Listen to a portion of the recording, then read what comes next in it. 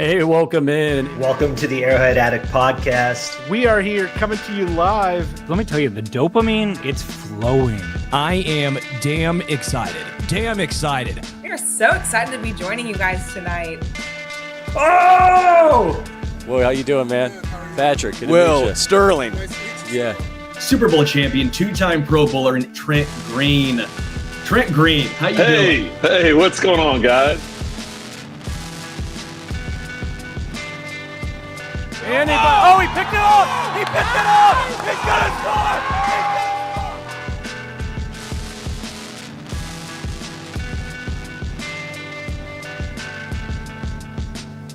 And we'll see you next week. But until then, as always, go Chiefs. Let's go, y'all. Welcome in to this Tuesday edition of the Arrowhead Addict podcast. Sterling Holmes, Josh Brisco. Yeah, I'm excited. I'm thrilled. Even though the tagline, the newspaper article could read, Chiefs quarterbacks doom Kansas City and lost to Cardinals. Again, I'm sure there's someone out there who probably wrote an article like that, someone in Philly probably, but I'm doing very well. Football is back. Preseason is back. I have a lot of fun takeaways to get into with Josh Brisco. Brisco, how are you? I'm good, man. And look, I know that Patrick Mahomes actually threw 2 passes on Saturday. There was the Tyquan Thornton target that turned into the pick and then the touchdown. But his final stat line was about as good as you could ask for a preseason game stat line. 1 attempt, 1 completion, 1 yard, 1 touchdown. I think he played 48 seconds of football. So good stuff, Mr. Mahomes. We'll see you for about 55 seconds in Seattle. I don't know about you. We keep getting concerned that his yards per attempt is going down. Yards per attempt, only 1 yard. Cause for concern. Like I love all the dumb takeaways you could do from literally 1 preseason game. Yeah, and Sterling, I would never do a dumb takeaway. Now, if we could go ahead and go to my notes, I have a printed off worksheet here for today's show. Appreciate everyone out here hanging out with us as well. Slothy, always appreciate you. It's nice seeing some familiar faces. Some of you have been here the entire offseason. Some come back out now that the football season is right around the corner. We appreciate all of you. See you, Anonymous Mango. Mike Burton says, Sterling and Brisco to finish up my work day. Yeah, we're here. This is way better than work. Even though this is somewhat work for us, I don't feel like it's work because this is a lot of fun. I really enjoyed this. Let's get into main takeaways first, because I do think there were some things that changed my viewpoint from going into the game to after the game. And now, even as we sit here on a Tuesday and the second preseason game is just a few days away, some of my thoughts in some position groups have really evolved and changed. I'm sure you're a little bit in the same boat, but what were some of your main takeaways from preseason game 1? I think that's a really it's a very interesting way of thinking about it. I think that's a very interesting way of thinking about it. Got to get my first words out of the day, I guess. Because I don't know if I have position groups that I feel super differently about, but I think there are levels on the top end of the roster where you got a small sample size from a few guys, and then some guys deeper in the roster that do change the narratives a little bit. I'll take the easy one off the top. Somebody I'm guessing you've talked about a few times now. I'll start with Josh Simmons getting 11 snaps, 10 official snaps, but getting 11 snaps out there and looking like what you'd want to see. I've said this 100 times with Simmons. He can't prove that he's a Hall of Famer in OTAs. He can't prove that he's a week 1 starter in training camp. He can't prove that he'll be there in week 17 in week 1 of the preseason.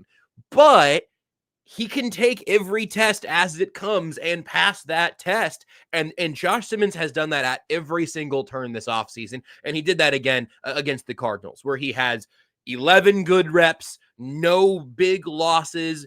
Is that verifying that he's going to be Trent Williams? Of course not. But it's passing every test. So that to me continues to be impressive that he has not yet looked out of sorts. And if he does look like maybe he doesn't pass that test in week 1, whatever form it takes, it's not the end of the experiment. But giving credit for a very small sample size and giving credit for a preseason game accomplishment, I'm going to tip my hat to Josh Simmons and say, congratulations, you're still the guy at left tackle. Nothing you've done this offseason has ever put that into question. I'm comfy with Josh Simmons at left tackle now. I think comfy is the right word, where I think the floor is already higher than Kingsley. I will also point out Kingsley looked pretty good last year at left tackle in preseason.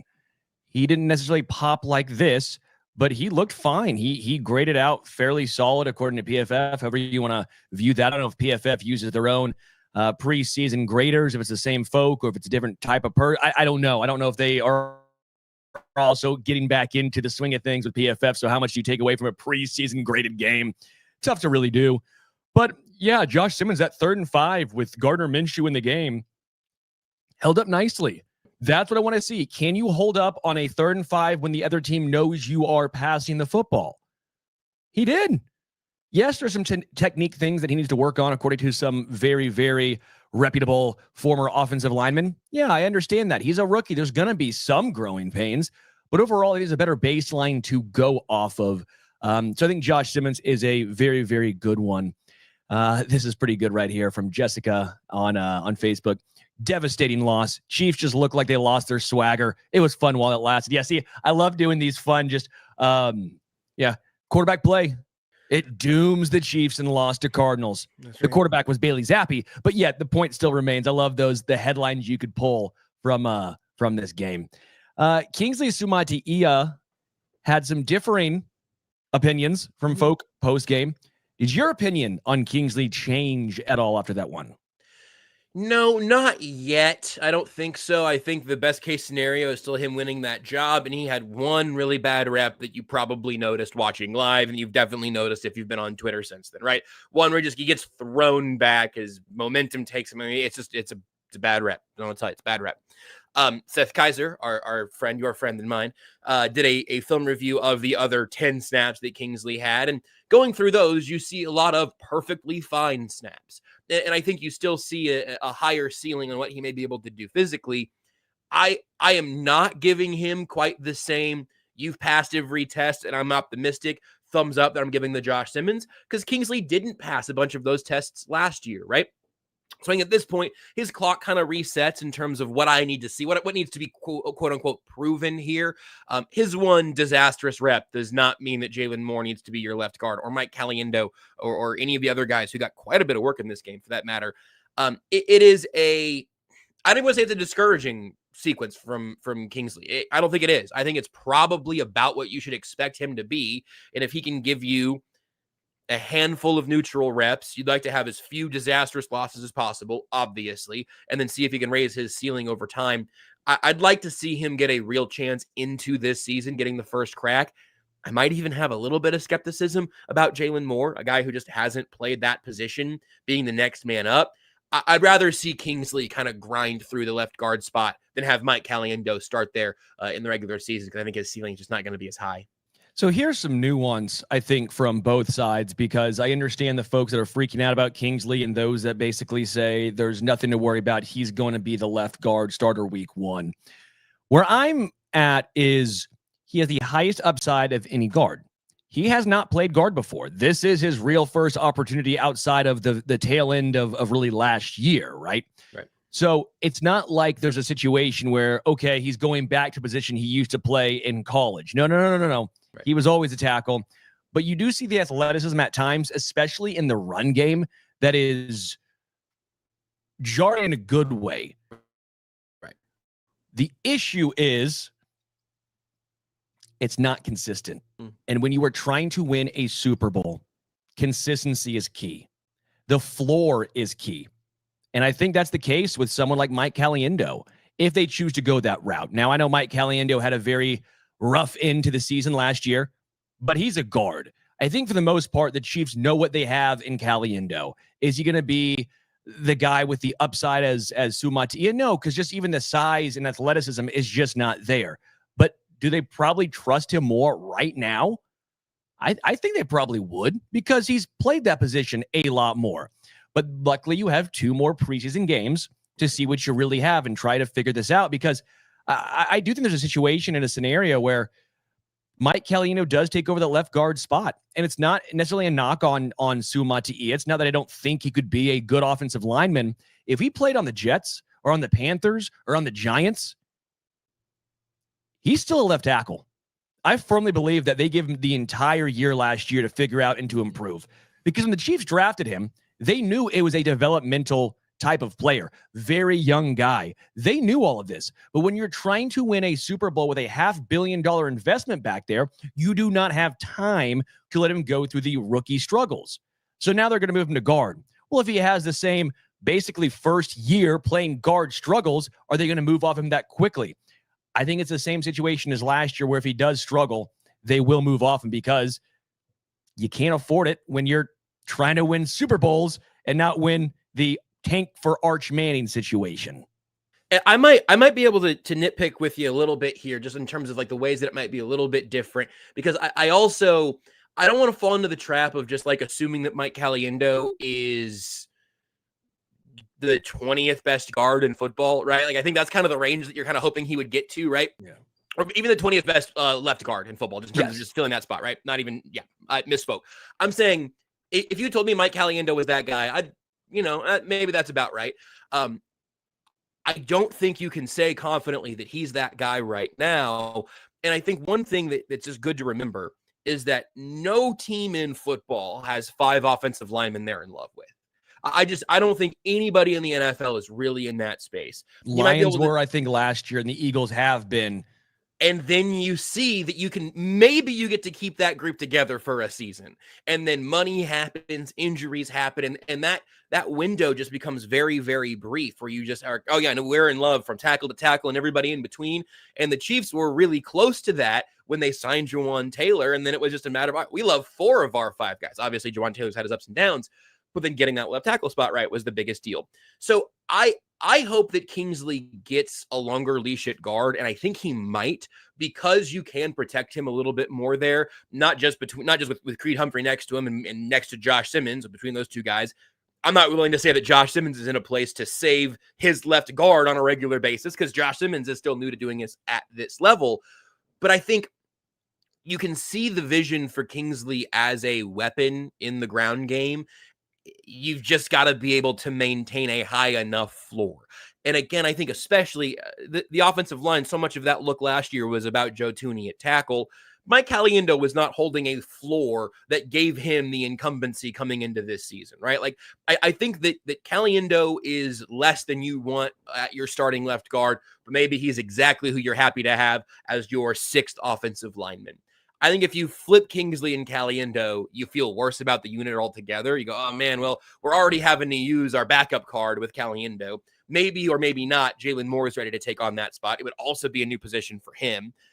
So I think I would actually be more interested and more I would feel better about a potential shuffle at guard with Jalen Moore getting the next crack, because I think you really do want, especially at this point in the season, before it starts, you do want to find your best possible unit, even if it is a more tumultuous one.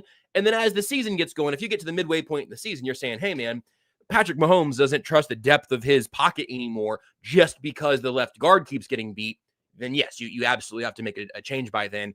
Hopefully, if 4 out of the 5 guys are legitimate top half of the league players at their specific positions, that might be too much for Simmons. We'll see. I'd really like them to give Kingsley every shot to win that job.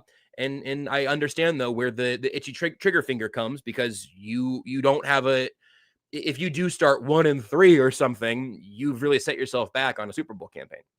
I want to give credit to someone who I had been fairly harsh on, and harsh might not even be the right word. I had concerns with. Thank you, Sterling. I feel like it's about time. I feel like it's a few weeks overdue, but I do appreciate it. Go ahead.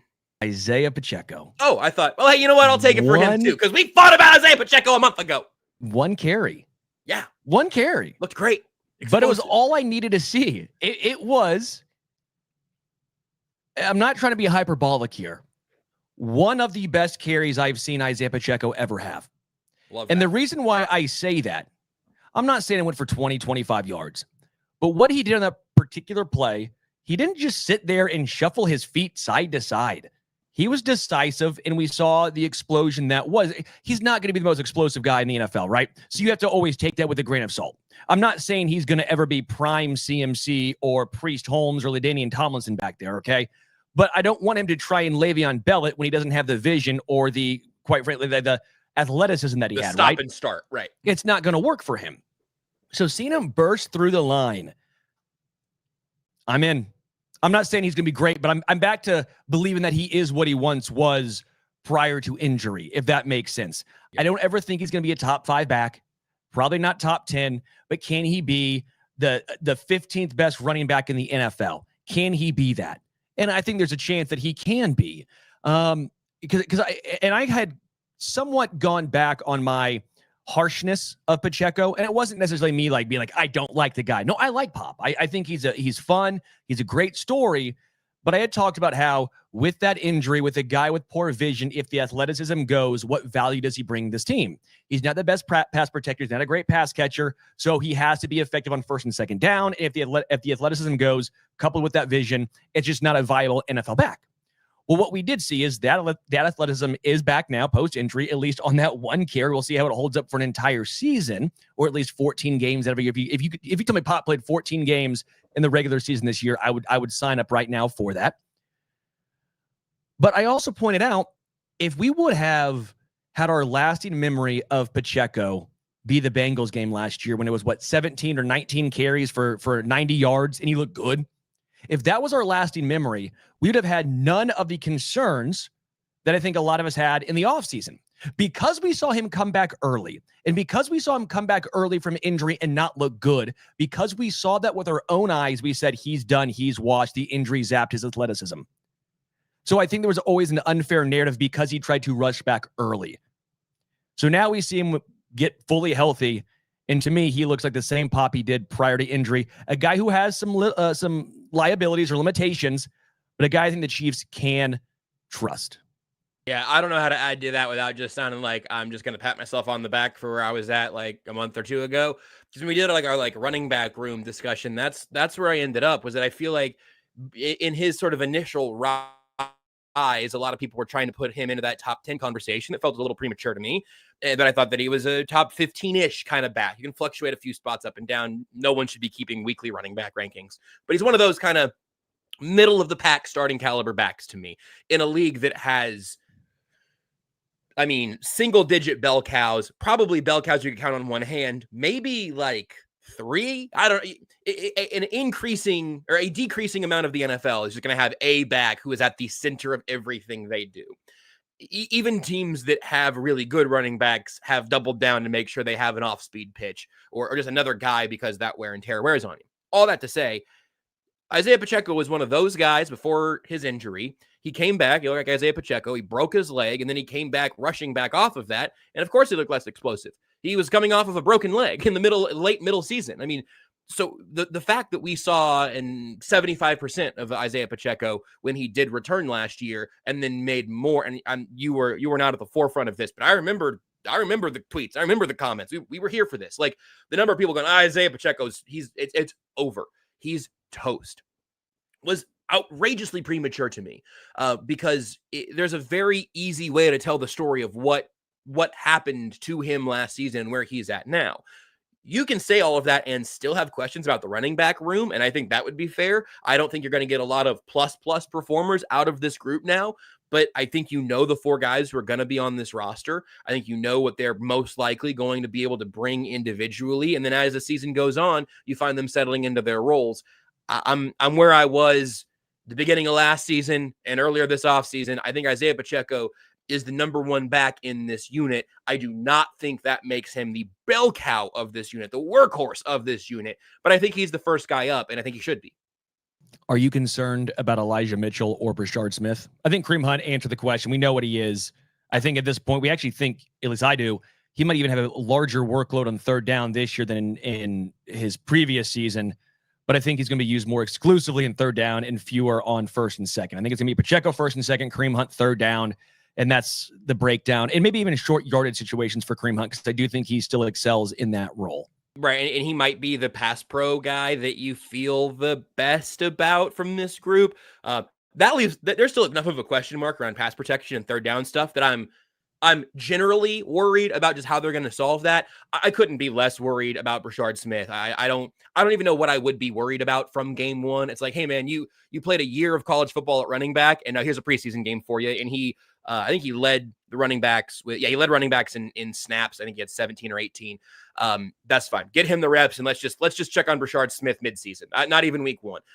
Although I think it was another dear friend of ours. I think Matt Derrick said on 41 is the mic that he is now of the opinion that they will not throw a pass to Brashard Smith in the preseason because that's not supposed to go on tape until the season actually gets here. So I think Brashard Smith could have a receiving touchdown week 1 without ever catching a pass in the preseason. I don't think he's going to get 15 touches in week 1. And then Elijah Mitchell, I don't feel like the arrow is going anywhere on him. Also one of those guys where unless he just doesn't seem like he's got enough burst in camp, which I haven't heard anything about him looking super explosive. I also haven't heard that he's just like failing to stick out.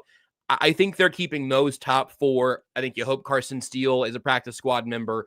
I think those 4 running backs are on the active roster, and you hope for especially Mitchell more so than Smith. You hope that Mitchell can prove it relatively early in the regular season that he does have a role as a guy who does still have some of that explosion. And if he doesn't early in the season, you want him to hold on to that third running back role until Smith's able to take over. But I do think Pacheco's number 1 pretty clearly. Kareem Hunt's probably second in snap counts and what his usage is.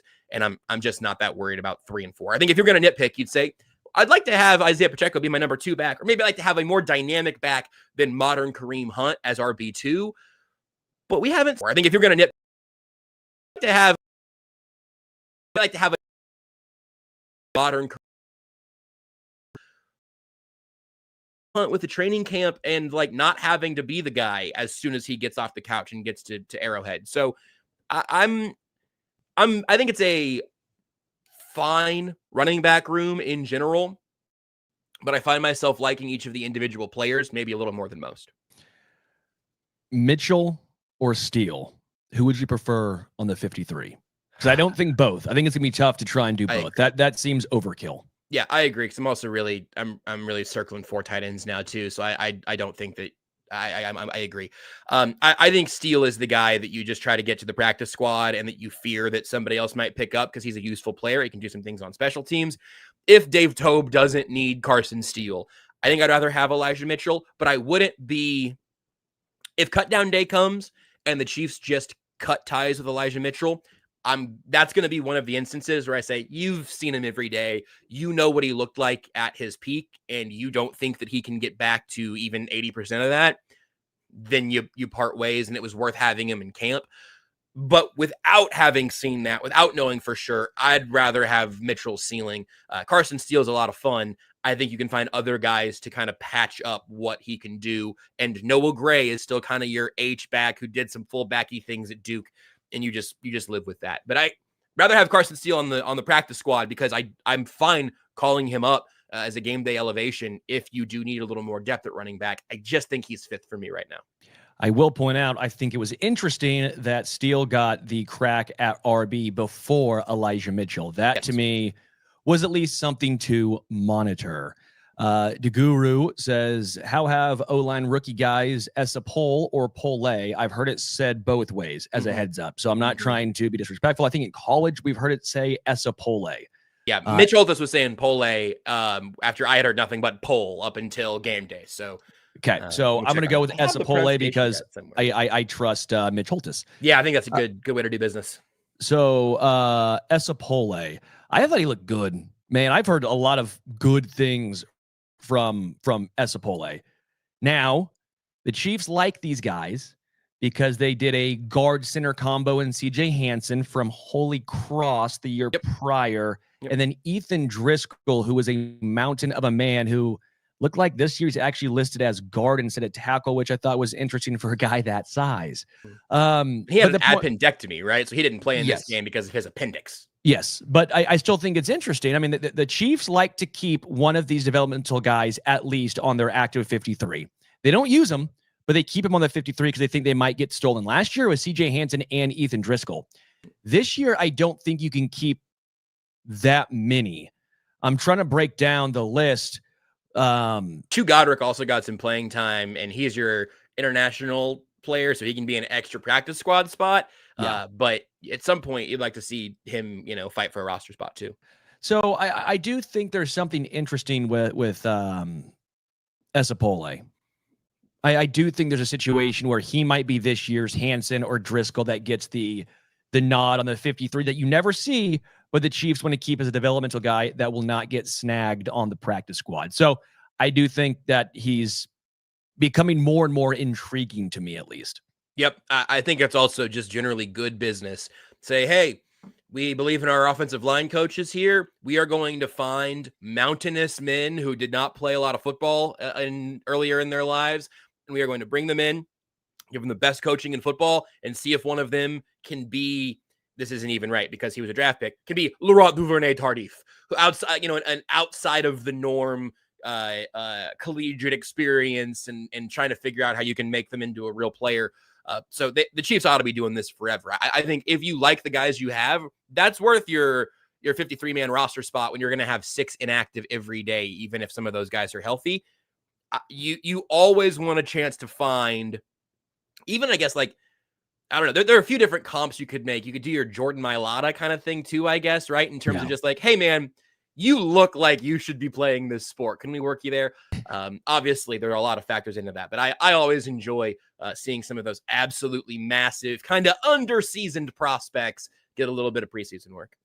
Anyone on the offensive line that you think has a chance of not making the roster that you think was more of a lock prior to this game? And maybe lock's not the right word, but a guy you thought had a great chance of making it, and now maybe he's on the cusp.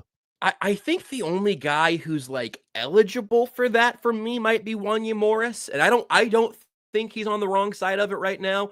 But if you were going to start making some of those arguments and say, well, Jalen Moore is our backup tackle at both spots. If the Chiefs don't see Wanya Morris as having real inside kick-in potential, maybe you start to play that game and go, well, we're either going to keep Wanya Morris around for one more year, or we can protect Ethan Driscoll or Pole or whoever it's going to be. I think that's something to keep an eye on. I'm not there right now. And I kind of assumed this is not explicitly related to what he did on Saturday. And in fact, he played, I think, the most snaps of anybody. CJ Hansen just was probably one of the last couple guys to make the roster last year. So he's also going to be in about that spot. I would be lying to you if I told you I went back and I watched the fourth quarter of CJ Hansen reps, but he played a ton. I'm looking at the snap sheet now. He played 52 snaps, and he came in for the third drive of the game and then never left. I think he moved around a little bit. I can't remember exactly.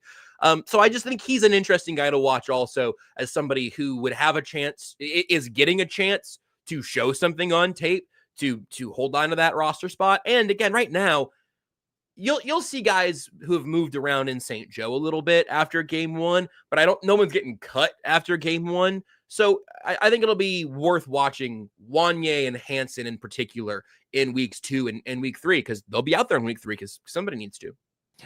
Question from Blake. I just want to hit this very, very quickly. It says, you guys think Taylor could be a trade chip before week 1, or do they not have quite that much confidence in the O-line rotation overall? I think she's going to be on new heights tomorrow. I think it's very unlikely that she'll be moved. I don't know what kind of package of assets you could get back that would be worth, perhaps most likely, the most famous woman in the world. So no, unfortunately, I think that's a very bad question. I'm going to go ahead and assume he means Jawan Taylor. But sorry, Blake. My bad, Blake. Great take there. Or Taylor Hansen. It could be Taylor Hansen, the drummer from the band Hanson. It could be. I don't know yet. I'm not 100% sure. No one's trading for that contract. So I think I don't think the Chiefs are trying to get away from it. I think Jawan Taylor came out at the same time as Patrick Mahomes on Saturday. Hey, 2 snaps. Let's get somebody else some reps. I think you have the redundancy at the position, obviously. And if Jawan Taylor's knee needs some help, Jalen Moore can step over there. Jalen Moore missed some time. I don't think either of those guys are moving. Yeah, agreed. But Moore would be more likely, I guess. Yeah. Wide receivers. Let's talk about wide receivers, because my viewpoint changed fairly dramatically after this game. I thought you were going to tell me what the viewpoint Fine. was. I thought. Have we talked about Jason Brownlee one time on this show this entire offseason? I don't know if I've said his name out loud until Saturday. I don't believe so. He's been on my radar, like him, Elijah Badger, that type of player. But he's been like tier 3 conversationally. That Correct. catch was sick. Anyway, give me your wide receiver. Give me your wide receiver shuffle, and I'll tell you if I got him. Sky Moore is no longer in the equation for me at all. And Wow, really? That was interesting. Go ahead. I think Sky Moore, when he came into the game, was the example of he is behind Brownlee, he's behind Thornton, he is behind Remigio. He came in ahead of Remigio. I get that, but I think that's the thing that I'm. Remigio brings a special team skill set. I know Sky Moore they've used on special teams, but Remigio, we know what he provides on the return game. This to me was the end of Sky Moore in Kansas City on the 53. That was my takeaway. I feel bad for the guy to an extent. I mean, I know he's made money in second rounder and all that stuff, but I think he's done. I think he's now behind Brownlee and Thornton and even Remigio. So I think that's over. I think Rashee Rice suspension, if that comes down, will open up a spot for 2 of the 3 of Thornton, Brownlee, Remigio. I think Thornton is more or less on the team now. I think that was my takeaway too, is Thornton, I believe is, I don't want to say a lock, but about as close to it as you can, which means Remigio or Brownlee. Brownlee came in first. By a lot. Brownlee came in with Mahomes. Remigio came in after Sky Moore's day was up and running. Actually, he came in after Sky Moore's day was done, just for the record. I know Anonymous Mango, I think, is our local Nico Remigio enthusiast. And I like him. I get it. But if the Chiefs were interested in him at receiver, I would like to see him get those reps before Sky Moore even. So I think the writing's been on the wall for Sky Moore since his IR stint last year in all likelihood. But it's, his contract is his contract, so you keep him around through camp and hope he surprises you at some point. But I'm with you. I think Tyquan Thornton is wide receiver 6 right now. Hollywood, Rice, Juju, Worthy, Jalen Royals. Not in order, obviously. Just like those 5 guys are on the team. Thornton's my next guy, and if Rice is suspended, like you said, you probably get one more spot.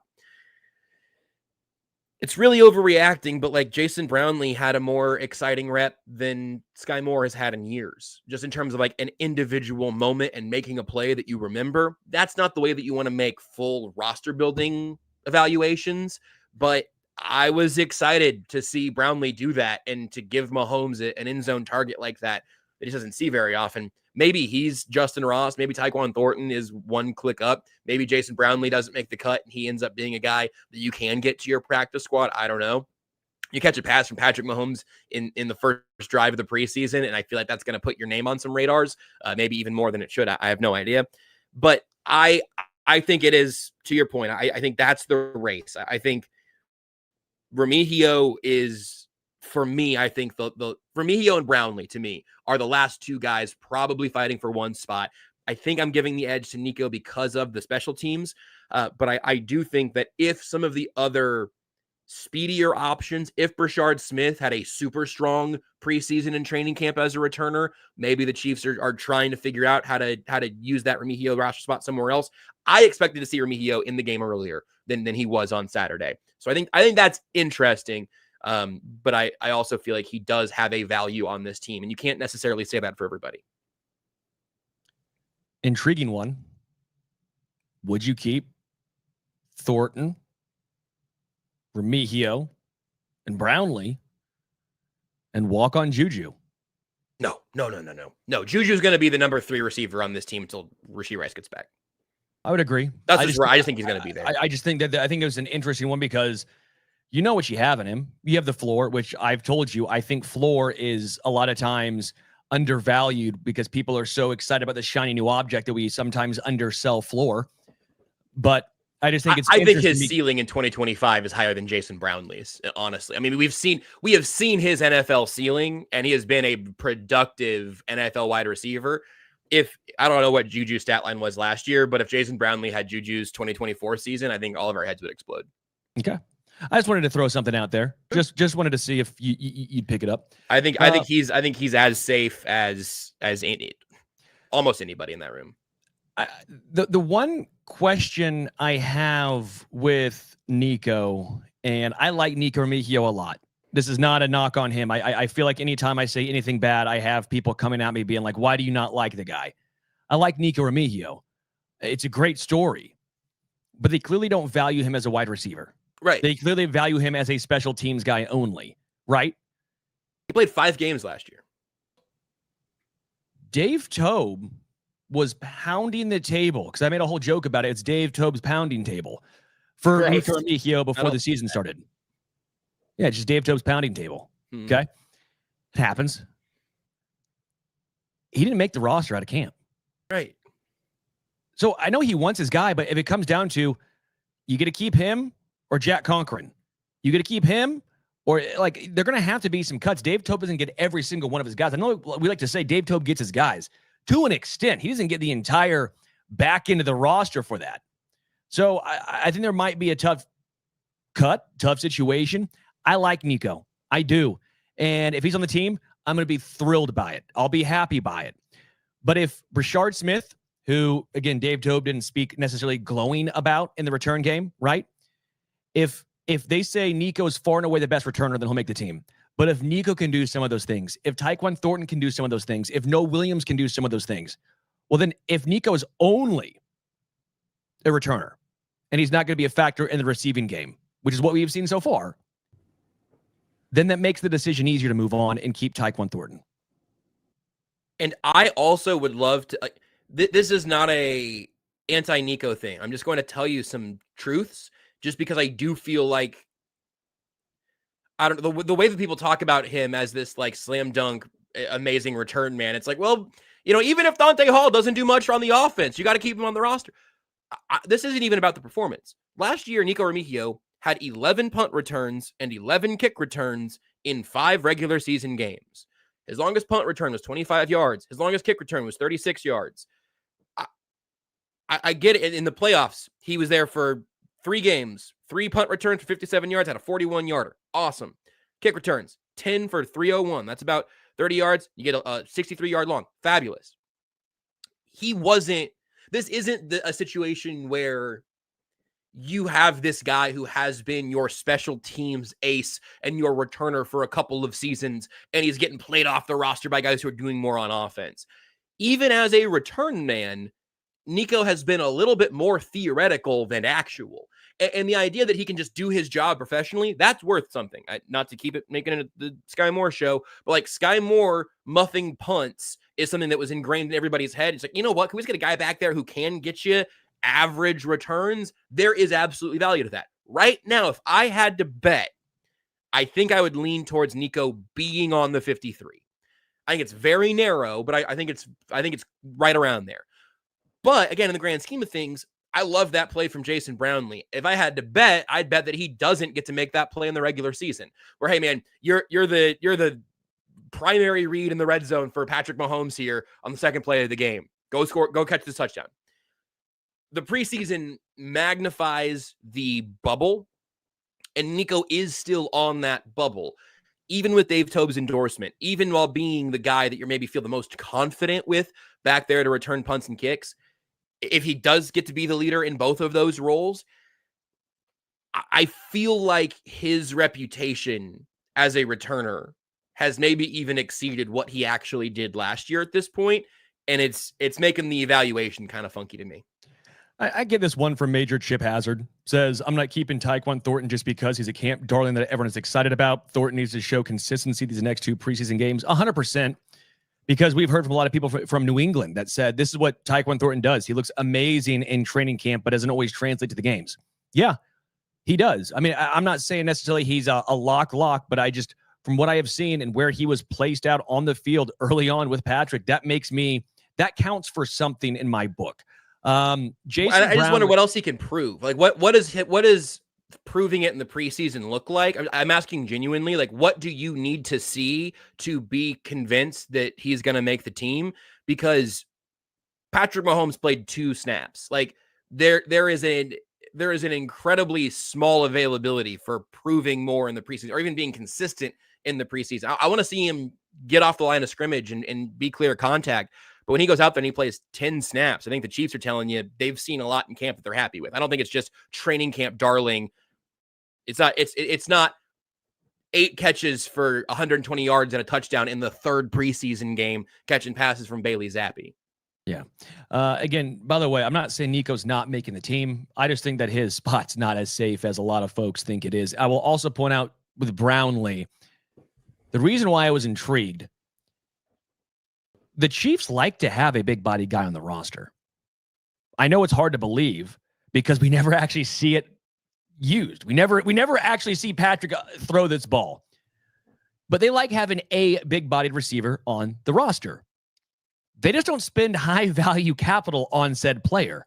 How long was it Jody Fort season? I know that's a tight end / wide receiver, but like Jody Fortson was, how many opportunities did he get? How many opportunities did Justin Ross get? And Justin Ross, for all the knock against him, he still kept getting opportunities. And the reason why he couldn't get on the field more often, they kept basically alluding to he didn't know where to be.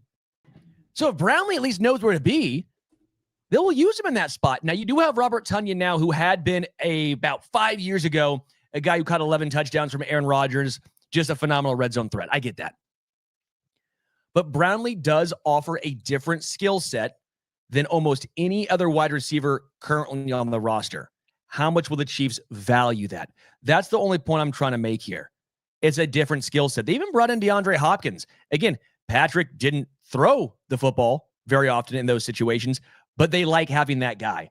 I mean, they even threw one up to MVS a couple of years ago. If you remember against the Bills, they tried even throwing a route very similar, but MVS, that's not his game.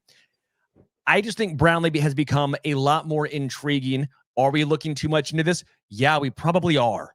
Yeah, because we're like, where's Montreal Washington? Like, this is the thing. I'm seeing all the comments about, like, well, can they survive without Nico being back there to return punts? We've seen special teams bite them. Last year, their choice was McCole Hardman to be that guy. That was the preference. And Nico ended up getting 5 games and then the postseason there. Amir Smith-Marset was one of these guys. He just wasn't going to make it to the practice squad. So he got traded for a conditional pick at the end of the offseason. And I don't know if the Chiefs ended up getting that back for him. He's in New York now. They traded him to Carolina. The magnifying glass is so big at this exact time of the year that we're getting revisionist about just like, they're just not in the Super Bowl without Nico Remigio on the roster last year. Like, well, no, I mean, you saw, again, I said this already, the Sky Moore disaster of a punt return situation totally changed how most Chiefs fans look at that job. There are other guys who can catch a punt and just move forward a little bit. If Nico had the ceiling of a high-end punt returner and some unbelievable speed there, but he just couldn't quite make it work as a receiver, I think his spot would be safer. If Jason Brownlee was on any other team in football, you wouldn't know who he was because you're a Chiefs fan, so you're watching in that way. Who caught the first touchdown pass from Tanner McKee?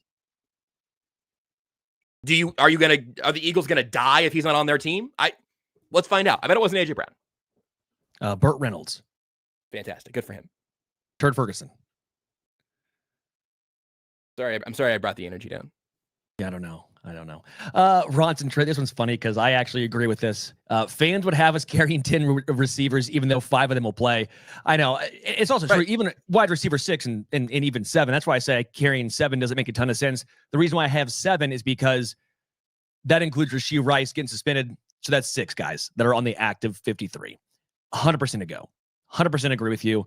I understand we're probably overlooking this or over-evaluating this, but it's what we do. It's fun. That's the magnifying glass I'm talking about. We are talking about the last 15 guys on the bubble, and because it's August. Well, we've talked way too much offense. That was supposed to be half the show. That was 44 minutes.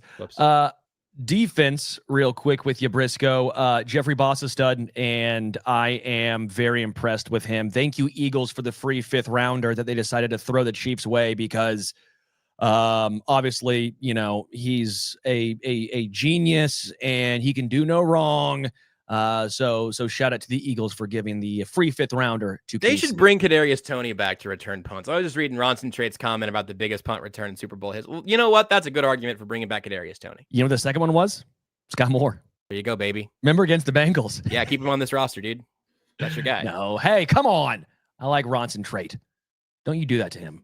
It's a great name too. I'm just saying. Don't you dare, Brisco. I'm just saying, I'm saying that the guys that we use for this argument are Kadarius Toney and Sky Moore. It's like, guys, you don't like those players anymore. I know you did once, but you don't anymore. I read your comments. Oh, Scott, this is tough. Off topic. I have a friend who wants to bet $1,000 that the Bills will go farther than the Chiefs this year. Would you take that bet? 0 chance. I wouldn't bet $1,000 that I'm going to wake up tomorrow. What are you talking about? $1,000? Yeah. I am so soft. Are you kidding me, Sharman? Oh, $1,000? If you blow your nose into a grand, then yeah, I probably would. Sterling, let me ask you this. I'll bet you $10 that whatever this is. Do you want the Chiefs side or the Bills side? Chiefs side. Yeah, I will too. But like I want the Chiefs side, Scott, but a grand. Oh man. What would the bet have to be for you to feel comfortable putting down a grand? Because I was just thinking, you know what I might not do?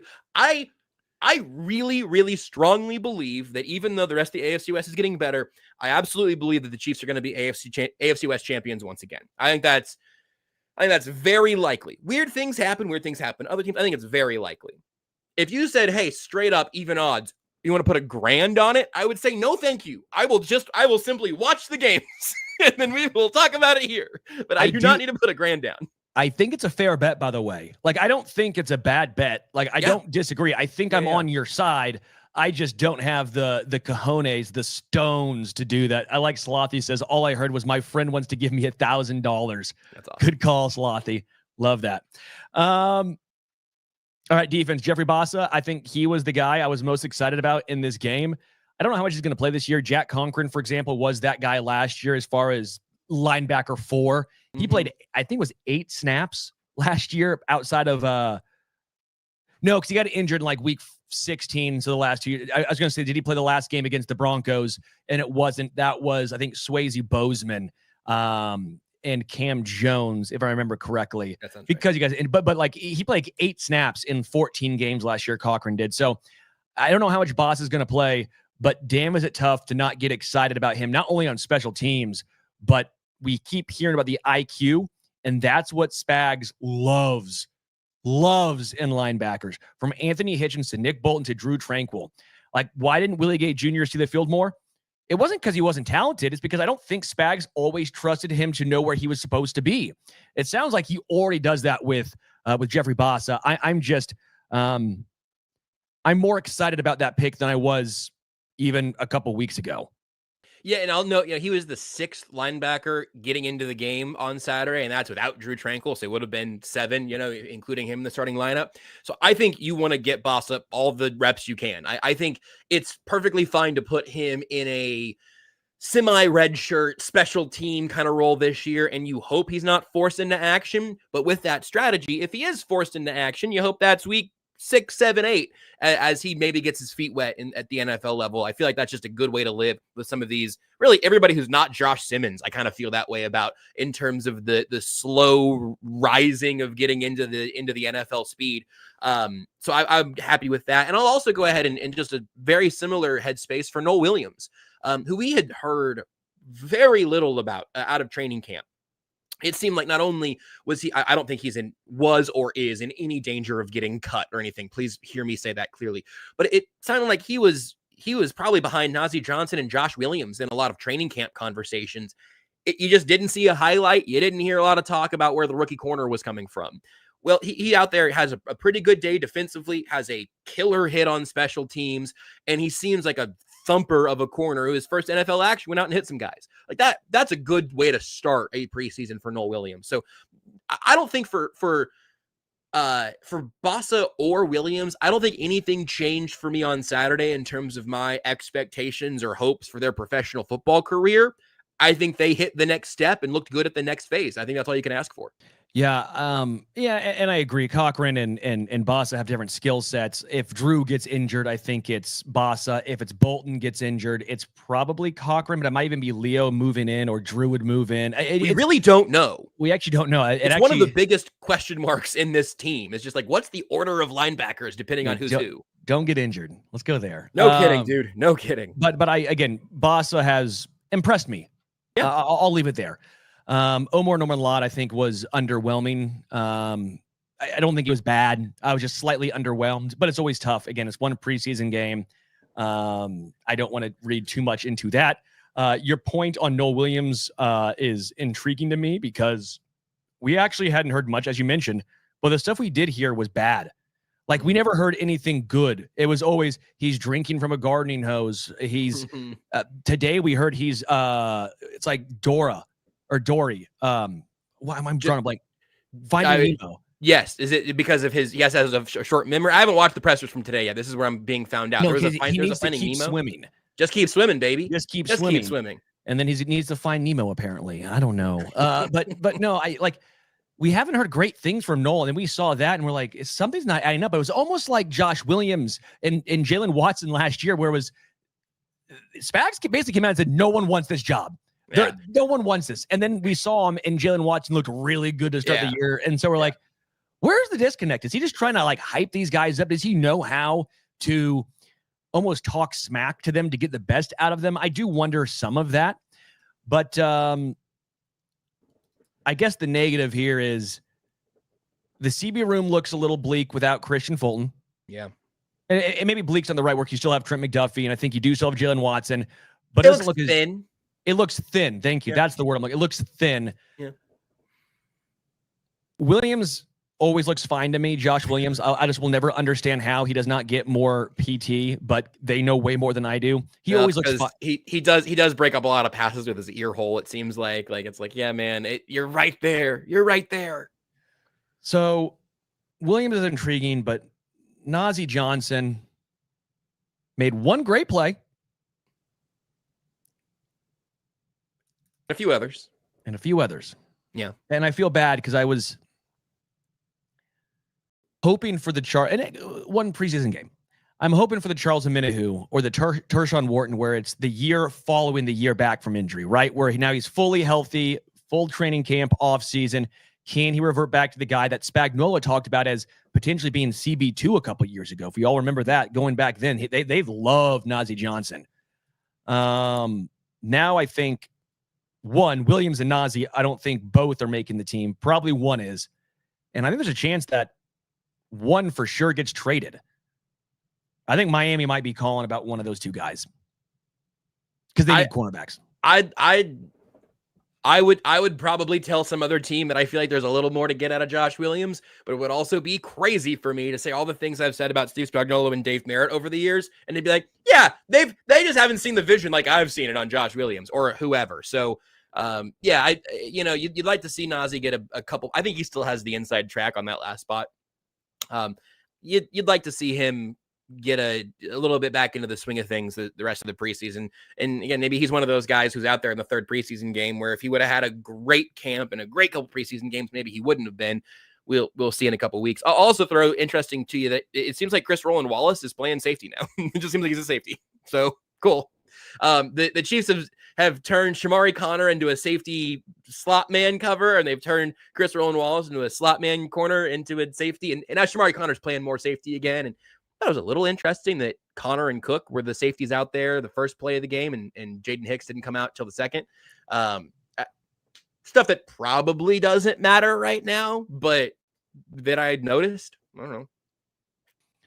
That was the depth chart read too, which I thought was, again, I mean, they play a lot of 3 safety sets, and we know that, but we all just assumed, and maybe we shouldn't have, that Jaden Hicks was just going to be the Justin Reid replacement, but it looks more like they're going to use the replacement in the aggregate, using Moneyball speak, than just a 1-for-1 swap.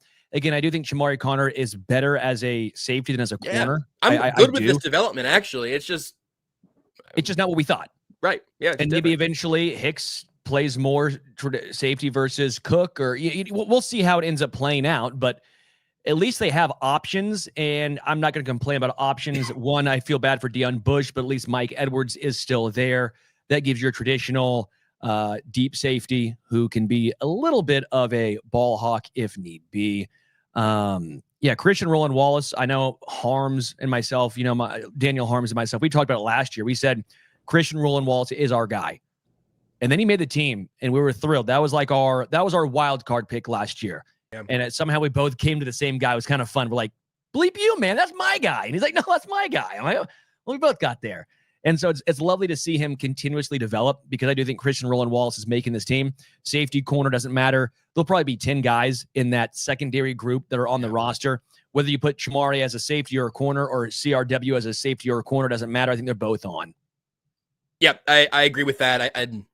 You mentioned Deion Bush. That's obviously terrible and really sucks for a guy that seems like he's been a nice part of the team for a while now. But like you said, Mike Edwards, maybe we're going to see on him. I just want to make sure that he looks like he's got, enough in his legs as the older vet of the room. Not an extraordinarily old player, but compared to a very young safety room, he's the veteran statesman. And then if you can get the Roland Wallace safety snaps and whatever that kind of hybrid role that he and Shamari Connor might be playing, or again, maybe they're moving to more traditional roles again, and we'll just find out as the season arrives. I'm not making any sweeping conclusions on the preseason usage, because Spags isn't doing his fun stuff in the preseason, right? Like, we're just putting players on the field and we'll see how it shakes.